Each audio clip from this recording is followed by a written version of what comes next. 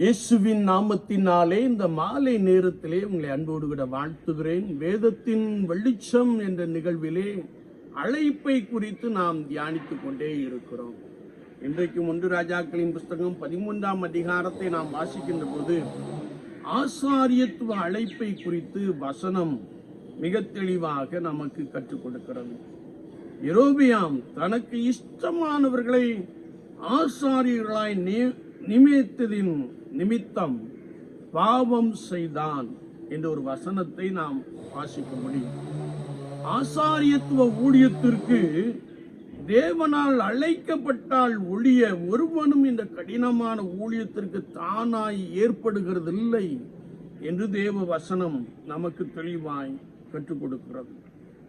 ஒருவேளை ஆத்தும ஆதாயம் செய்யும் பணியிலே பலவிதமான இடர்பாடுகள், எதிர்ப்புகள், சோதனைகள், இழப்புகள் நிறைவாய் காணப்படுவதை நாம் நன்றாய் அறிந்திருக்கிறோம். எல்லாவற்றிலும் நான் மிகுந்த பொறுமையோடு கூட கர்த்தருக்கு முன்பதாக அழைக்கப்பட்ட அழைப்பிலே நாம் உண்மையாய் காணப்படுகின்ற பொழுது ஆண்டவர் நம்மை தொடர்ந்து வழிநடத்த போதுமானவராக இருக்கிறார். ஊழியம் என்பது ஏதோ பஞ்சு மெத்தையில் படுத்து உறங்குகின்ற ஒரு அனுபவம் அல்ல. ஊழியம் என்பது மிகவும் கடினமான ஒரு பாதை. ஆத்ம ஆதாயத்தை நாம் மெய்யாகவே செய்ய முற்படுவோமே என்றால் பலவிதமான சம்பவங்கள் நமக்கு எதிராய் காணப்படுவதை நீங்கள் நன்றாய் அறிந்திருக்க முடியும். ஒருவேளை ஊழியம் என்ற போர்வையிலே அநேகர் கடமையை மாத்திரம் செய்கின்ற காரியத்தை நாம் பார்க்கிறோம். அவர்களை சாத்தான் தொடுவதில்லை. ஏனென்றால் அவனுக்குள் ஒரு எண்ணம் இருக்கிறது, இவர்கள் நம்மோடு கூட இருக்கிறார்கள் என்று சொல்லி. ஆனால் யாரெல்லாம் அழைத்த அழைப்பிலே உறுதியாய் காணப்பட்டு கர்த்தருக்கென்று தீவிரமாய் பலமாய் செயல்படுகிறார்களோ அவருடைய வாழ்க்கையிலே அநேக இடர்பாடுகள், அநேக இழப்புகளை நாம் நன்றாய் அறிந்திருக்க முடியும். வில்லியம் கேரியை நாம் எடுத்துக்கொள்ளுகின்ற பொழுது அவர் இங்கிலாந்து தேசத்திலிருந்து நம்முடைய தேசமாகிய கல்கத்தா பட்டணத்திற்கு வந்தார். வந்த உடனே அந்த தட்பவெட்ப நிலை, அந்த இயற்கை சூழ்நிலை அவர்களுக்கு சாதகமாய் இல்லை.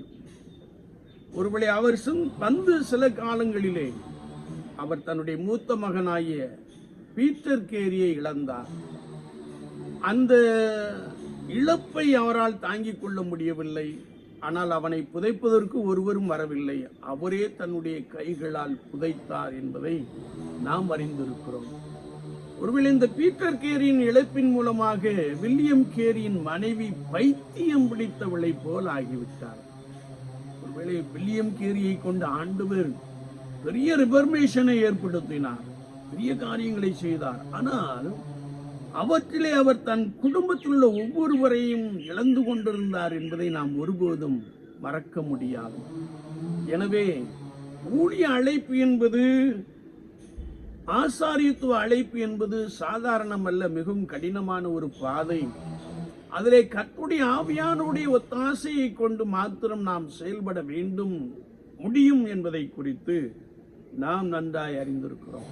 அநேக தேவ மனிதர்கள், அநேக கர்த்தருடைய பரிசுத்தவான்கள் நம்முடைய பகுதிக்கு, நம்முடைய மாவட்டத்தின் பகுதிக்கு வந்து மிக திரளான மீட்பை பண்ணி இருக்கிறார். ஒருவேளை மிக திரளான ஆத்துமாக்களை சேகரித்து ஆலயங்களையும் மருத்துவமனைகளையும் கல்வி கூடங்களையும் எழுப்பி தந்திருக்கிறார்கள். இது சாதாரண காரியமானது அல்ல. அழைத்த அழைப்பு, அவர்கள் கிறிஸ்துவின் ராஜ்யத்திற்காக செய்த தியாகம், எல்லாவற்றின் நிமித்தமாய் இன்றைக்கு நாம் நன்றாய் இருக்கிறோம், நம்முடைய சந்ததி நன்றாய் இருக்கிறது என்பதை மறுக்க முடியாத ஒரு உண்மை என்பதை நாம் நன்றாய் அறிந்திருக்கிறோம். அதே போல ஆசாரியத்துவ அழைப்பு என்பது கர்த்தர் என்ன சொல்லுகிறாரோ அதை கேட்க வேண்டும், கர்த்தர் சொல்லுகிறதை சொல்ல வேண்டும் என்பதாக நாம் பரிசுத்த வேதாமத்திலே மிக தெளிவாக அறிந்திருக்க முடியும். ஆண்டவர் சொல்லுகிற வார்த்தைக்கு கீழ்ப்படிய வேண்டும். ஆனால் இங்கே பார்க்கின்ற பொழுது யெரொபெயாம் தனக்கு இஷ்டமானவர்களை ஆசாரியர்களாய் நியமித்தான் என்று வேதம் சொல்லுகிறது.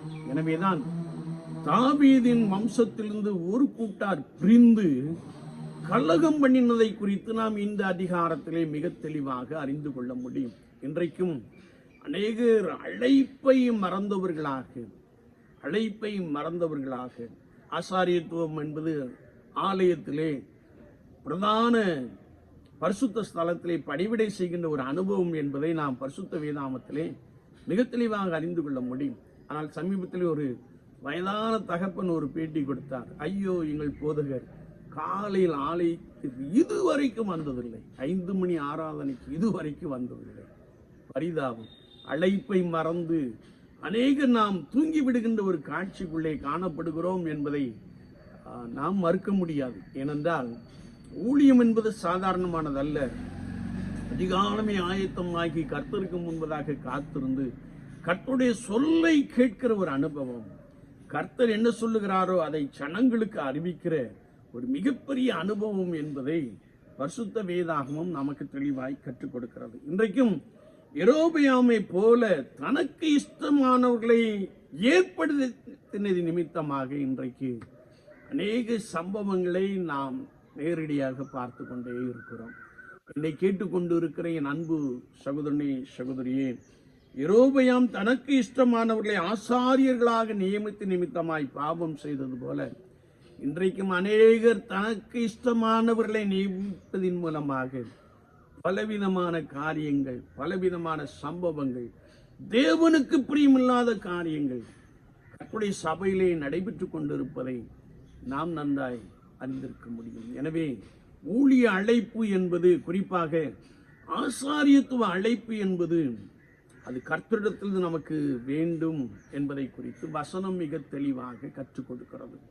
என்னை கேட்டுக்கொண்டு இருக்கிறேன் அன்பு சகோதரனே, சகோதரியை, விசுவாச வாழ்க்கையிலே நாம் அழைத்த அழைப்பிலே உறுதியாய் காணப்படுகிறோமா? தேவனுடைய ராஜ்யத்தை கட்டி எழுப்புகின்ற அந்த பணியிலே மிகவும் சிறப்புடையவர்களாக காணப்படுகிறோமா? உண்மையாக நாம் அப்படி காணப்படுவோமே என்றால் நாம் துன்பப்படுத்தப்படுவோம் என்பதை புதிய ஏற்பாட்டிலே நாம் மிக தெளிவாக அறிந்து கொள்ள முடியும். இன்றைக்கும் தேவனுடைய ராஜ்யத்திற்கென்று தீவிரமாய் செயல்படுகிற மிஷனரி இயக்கங்கள், மிஷனரி குடும்பங்கள் துன்பப்படுத்தப்படுவதை நாம் உலகமெங்கிலும் பார்த்து கொண்டே இருக்கிறோம்.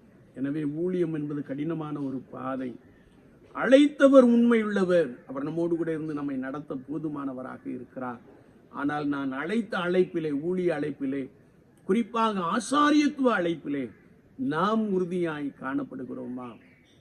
சற்று நம்மை நாமே ஆராய்ந்து பார்ப்போம்.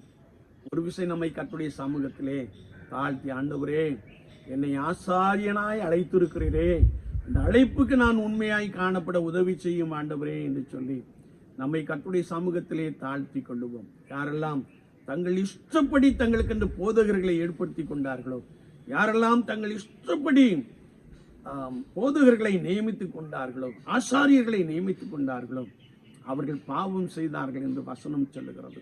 நாம் அதற்கு தப்பி கர்த்தருடைய அழைப்பிலே நாம் உறுதியாய் காணப்படுவோம். இயேசுவுக்காக பலமாய் செயல்படுவோம்.